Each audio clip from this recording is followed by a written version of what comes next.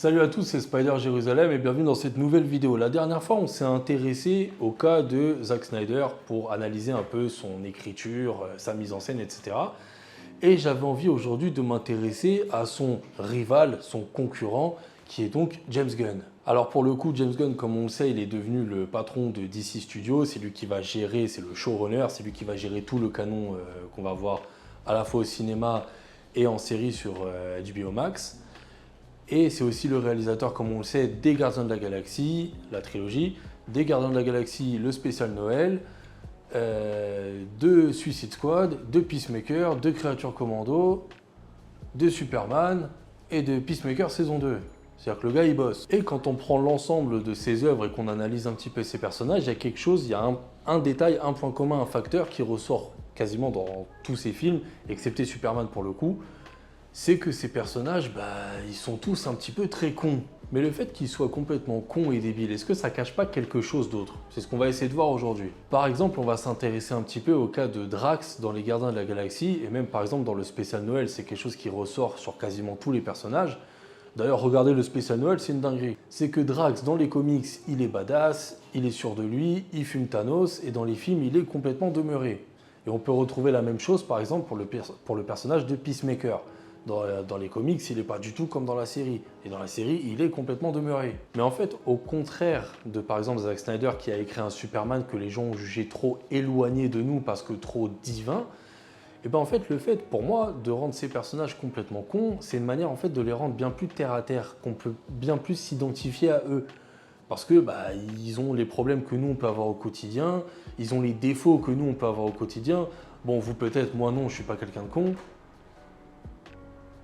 Mais en fait, c'est surtout que ça les rend attachants.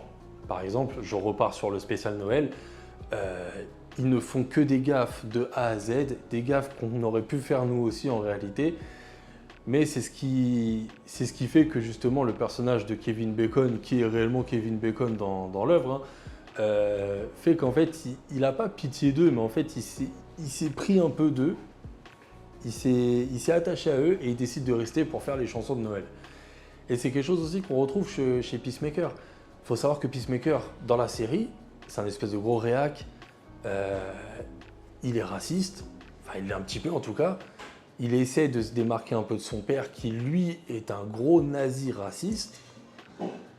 Et son seul attachement, c'est avec un animal, avec son aigle.